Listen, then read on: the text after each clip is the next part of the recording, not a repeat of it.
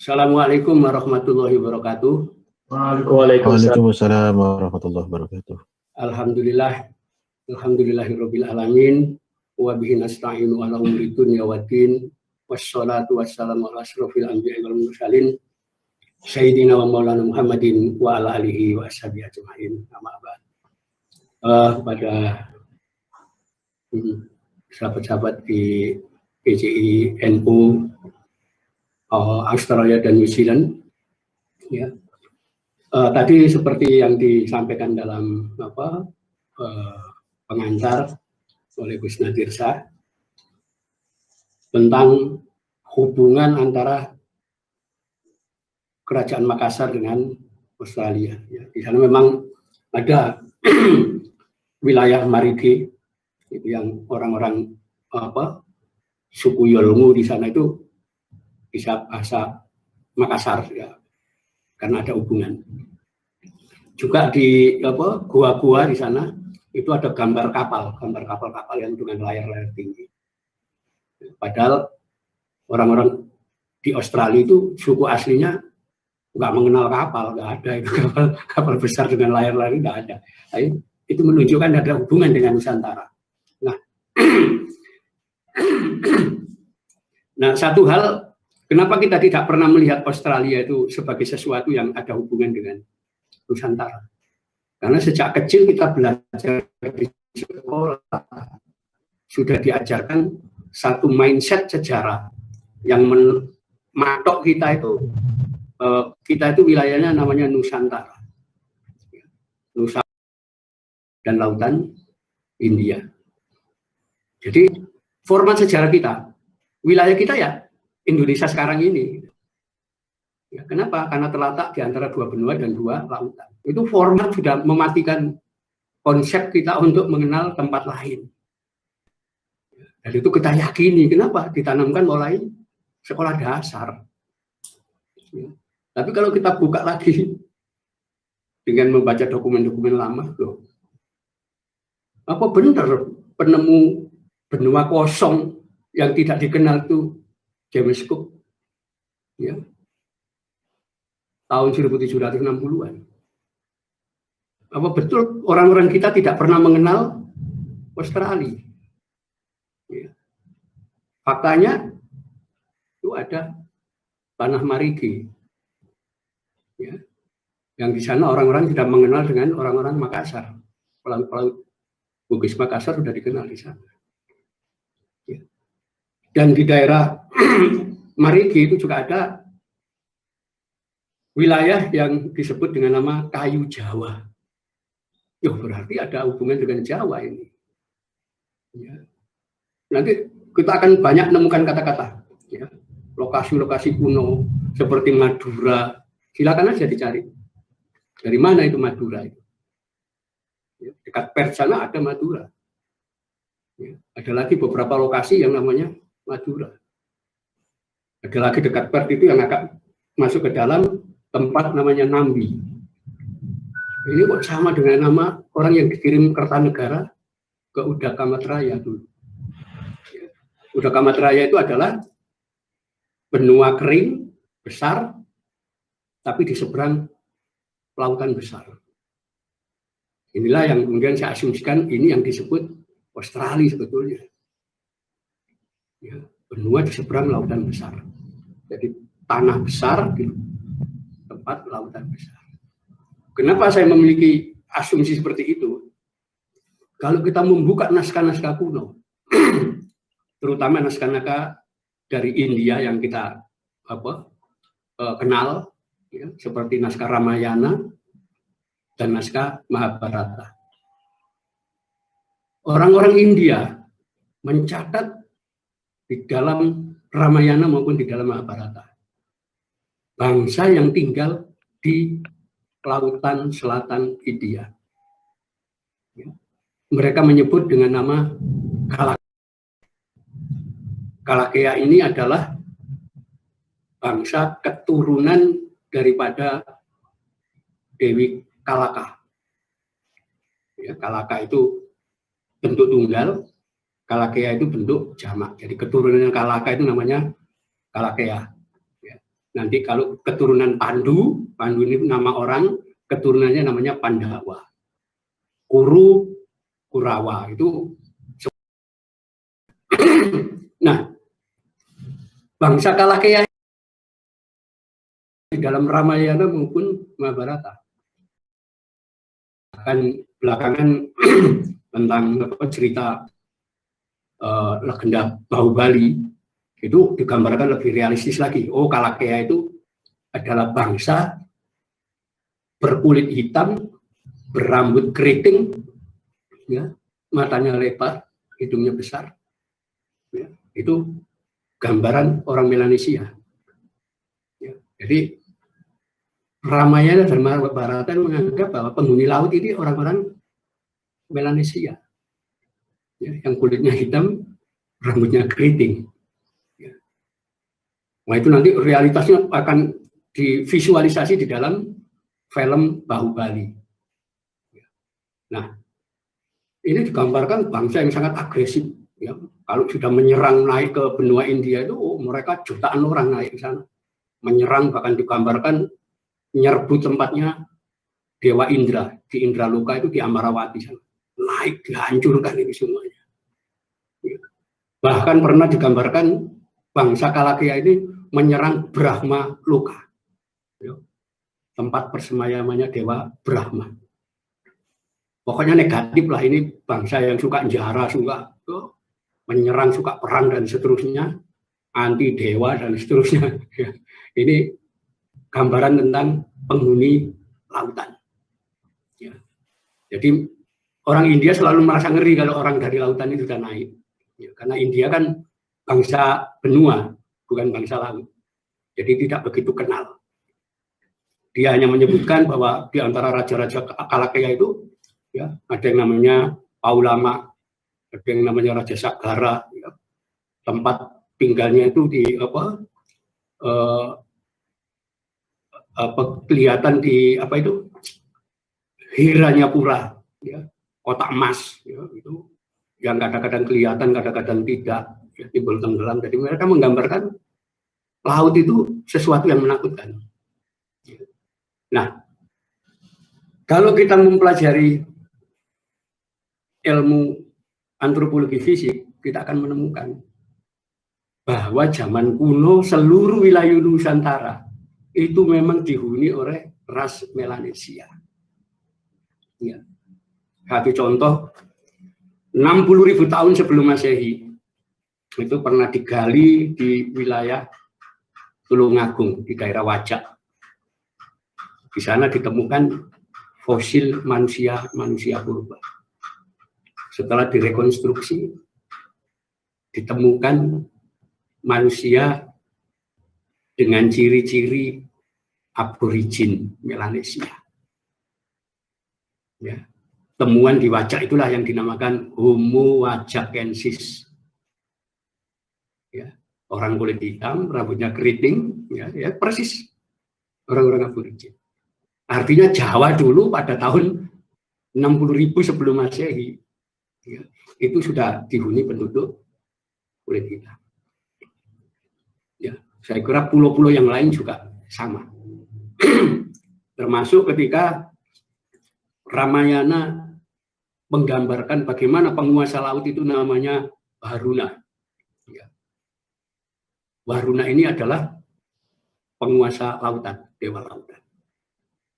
Dia digambarkan orang yang kulit hitam, ya, rambutnya keriting, ya, dan dia tidak digolongkan sebagai sura, sebagai dewa, tapi sebagai asura, iblis musuhnya dewa. Karena kulitnya hitam, tapi kesaktiannya luar biasa. Ya, ini agak aneh, ya. Agak aneh gimana ini? Varuna yang kulitnya hitam, yang rambutnya keriting, itu digambarkan bukan dewa. Padahal hampir sepertiga, ya, yang namanya kitab Rig Weda, itu isinya puji-pujian dan permohonan doa kepada mitra Varuna. Ya. Jadi Varuna ini masuk, ya, hampir sepertiga dari doa Rig Weda itu isinya permintaan permohonan kepada Dewa Baruna yang dianggap bukan dewa itu. Ini kan aneh gitu loh. Kalau memang dia iblis bukan dewa, kenapa dimintai pertolongan? Ya, dimintai ilmu pengetahuan agar orang jadi bijaksana macam-macam, itu menghiasi seluruh Baruna. Nah, Baruna inilah yang digambarkan tinggal di Barunadipa, yaitu pulaunya Baruna. Barunadipa itu adalah sebutan lama untuk Pulau Kalimantan. Ya, nanti ada tulisan tentang Indian mythology, ya, yang ditulis Donald McKinsey. Nah, itu isinya menjelaskan kekuasaan Baruna di lautan. Ya, di situ. Jadi selain tinggal di Barunadipa, istananya Baruna itu namanya Barunai. Ya, di mana dinding-dinding istananya itu dihiasi dengan perhiasan permata. Ya, yang kalau kena sinar matahari, istana itu gemerlapan. Ya, kita tahu Barunadipa itu nama Kalimantan, dan Baruna itu ya nama kerajaan di Kalimantan. Ya. Dan masih berlimpah dengan berlian, itu ya Kalimantan, Pulau Berlian. Ya, jadi itulah digambarkan yang kemudian membuat Dewa Indra itu tidak suka dengan Baruna. Kenapa? Keindahan Indraloka kalah dengan istana Baruna. Itulah kemudian dikirim seorang bidadari namanya Urwasi, ya, datang ke Barunadipa menemui Baruna. Nah, dari situlah kemudian terjadi bagaimana terjadi hubungan antara Urwasi dengan Baruna. Ya. Lalu lahirlah seorang anak yang dinamai Agastya. Ya. Dia juga digambarkan seperti ayahnya, Baruna. Kulitnya hitam, rambutnya keriting, dan orangnya pendek. Ya. Agastya inilah yang kemudian pergi ke India, ke barat nagari sana, dan kemudian dia membangun Peradaban Nusantara. Ya, jadi ini dari sini kita bisa melihat, oh ternyata dulu Kepulauan Nusantara ini hunian orang-orang Melanesia semua. Jadi antara Jawa, ya, Bali, Nusa Tenggara Barat, Nusa Tenggara Timur, sampai Australia itu satu ras, kulit hitam semua. Ya, itu sebabnya raja-raja di Jawa itu juga tidak merasa terputus dengan leluhurnya, yaitu orang-orang kulit hitam. Ya, jadi karena di Jawa itu sangat menghormati leluhur. Ya, itulah kalau dalam teori antropologi fisik kita akan melihat bahwa 4.000 tahun sebelum Masehi, ya, sampai tahun 2000 sebelum Masehi terjadi gelombang masuknya ras Austronesia dari Asia ke Kepulauan Nusantara. Ya, identitas ras Austronesia ini identitas Mongolit, yaitu kulitnya kuning, rambutnya lurus, matanya sipit, hidungnya kecil. Mereka yang bergerak masuk ke Kepulauan Nusantara. Nah, rupanya dari situlah ya nanti akan lahir ras baru, ya, yaitu ras yang dikenal dalam antropologi fisik, ras Austro-Melanesia, yaitu ras yang tidak hitam, tidak kuning, tapi coklat. Ya, rambutnya tidak keriting, juga tidak lurus, tapi ikal berombak. Matanya tidak lebar, juga tidak sipit, ya, tapi inilah ras Austro-Melanesia, ya, yang di dalam antropologi disebut dengan nama Proto-Malayu. Ya, nanti ada gelombang berikutnya datang, itu adalah gelombang Austronesia berikutnya. Lahirlah golongan Deutero Melayu. Ya, yang itu menunjukkan hubungan antara ras kulit hitam dan ras kulit kuning Austronesia. Ya. Nah nanti baik Proto Melayu maupun Deutero Melayu itu menunjukkan bahwa mereka itu adalah punya hubungan dengan Austronesian, ya, orang-orang Mongolit itu dengan penanda bayi yang lahir dari kalangan Austronesia itu. Bagian pantatnya berwarna biru. Ya, itu pasti ada Austronesian, Mongolit. Ya. Kalau sudah dewasa, bercak biru itu hilang sendiri. Ya. Nah inilah yang kemudian membentuk masyarakat di Nusantara. Jadi sebetulnya kalau kita lihat, loh, ini berarti ada hubungan ini antara leluhur orang Melanesia dengan orang-orang Melayu ini. Nah di Jawa itu mereka mengakui leluhur kita dulu kulit hitam. Itu sebabnya dalam cerita pewayangan Jawa selalu dimunculkan leluhur yang lebih hebat ya dibanding dewa-dewa. Ya Pak, ya tokoh kulit hitam Punokawan itu Semar, Bakung, Petruk itu adalah gambaran leluhur zaman kuno. Ya. Di mana orang-orang yang berkedudukan sebagai pamong, pemelihara masyarakat ini, yang di dalam masyarakat Hindu waktu itu dianggap kelompok Punokawan itu pelayan rendah, tapi mereka digambarkan orang-orang ini hebat. Ya. Kalau mereka sudah marah, dewa tertinggi pun kalah. Ya. Itu menunjukkan bahwa mereka leluhur kita itu kulit hitam. Kalau sudah marah orang-orang kulit hitam ini, dewa pun kalah. Nah ini ada gambaran alam bawah sadar orang-orang Jawa untuk mengakui bahwa leluhurnya kulit hitam. Itu sebabnya di dalam pewayangan Jawa, pemenang-pemenang itu, orang-orang yang unggul itu selalu digambarkan kulit hitam. Ya. Bima, ya, itu tokoh yang sakti.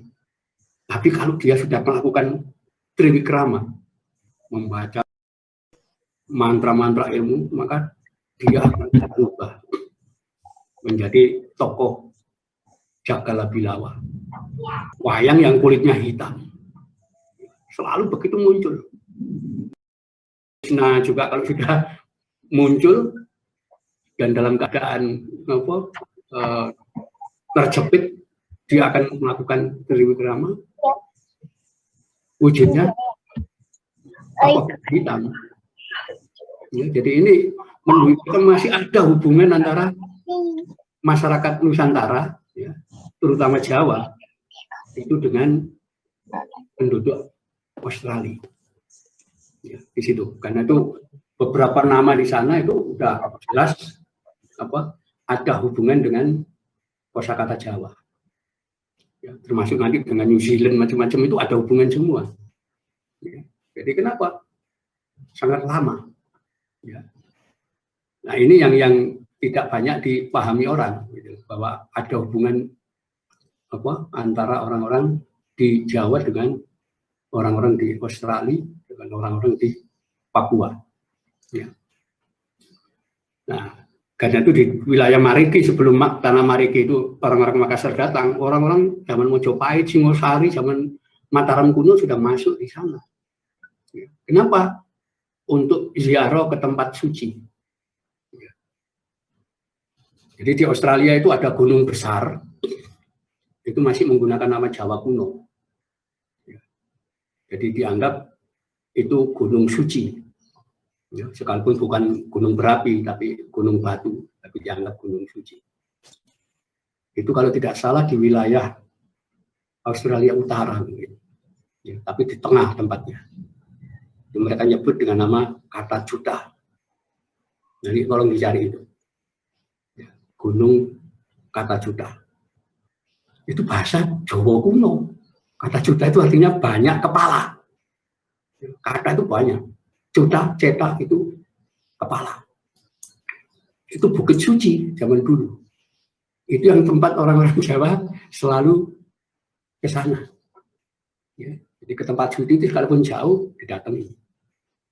Ya. Nah itulah nanti ada beberapa tempat itu berhubungan dengan kosakata Jawa. Ya. Jadi di situ. Jadi di sana misalnya ada tempat namanya Mataramkah. Dari kata-kata Mataram sebetulnya. Di sana ada tempat namanya Nakara, macam-macam untuk gosok kawi kok, gosok kuno. Ya, ada tempat namanya Rakula. Ya, di sana ya, termasuk sebutan ombak itu ya kata-kata ombak lautan. Ya, dan itu beberapa kali kita akan lihat, termasuk nama-nama Madura itu banyak sekali kita temukan di sana. Artinya ada hubungan dengan kita. Gambar-gambar itu yang mereka bikinkan itu juga sama. Ya, ada tempat namanya kayu Jawa, ya, kemudian ada koin-koin emas yang digunakan di sana. Ya, bahkan kemudian belakangan selain ditemukan meriam Lantaka, meriamnya orang-orang Makassar, itu juga ditemukan meriam dengan cap Mojopahit. Artinya secara arkeologis Mojopahit pernah datang ke Australia. Nama-nama kuno itu juga sama di sana. Apalagi nanti kalau sudah menyangkut New Zealand. New Zealand itu bukan aborigin, tapi orang-orang Maori itu adalah orang-orang Austronesia. Dan Austronesianya agak beda dengan Austronesia di wilayah Pasifik, ya. Karena mereka mengenal tradisi-tradisi yang tidak ada di wilayah Pasifik. Tapi itu adanya adalah di wilayah Nusantara. Ya. Tradisi apa? Suku Maori itu mengenal kalau perang mereka mengayau kepala, memenggal kepala musuh, kemudian dijadikan kebanggaan di situ. Itu tradisi dari sini. Ya. Dan bahasa di sana di Australia, di New Zealand itu lebih dekat dengan bahasa Kawi Jawa kuno. Ya. Misalnya mereka menyebut burung dengan sebutan manu. Itu kan bahasa Jawa manu kan, artinya burung. Mereka kata-kata manu. Ya. Koru manu, bulu manu. Ya, bulunya burung ini. Itu bahasa Maori. Kayak begitu itu. Kamu kowe, loh, bahasa Jawa itu. Ya. Iya dia. Sama, hampir-hampir mirip. Ika ikan. Ya, mereka coba nanti dipelajari lagi itu. Kalau bahasa aborigin kita sudah kesulitan. Ya, karena apa?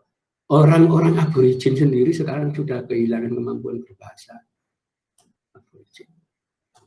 Yang menguasai bahasa aborigin justru orang-orang kulit putih. Kasihan sekali mereka sudah hilang itu. Dan saya tidak mau menyebut mereka dengan sebutan aborigin. Itu kan sebutan dari orang-orang Inggris itu. Mereka menyebut aborigin. Dari kata-kata ab dan origin kan.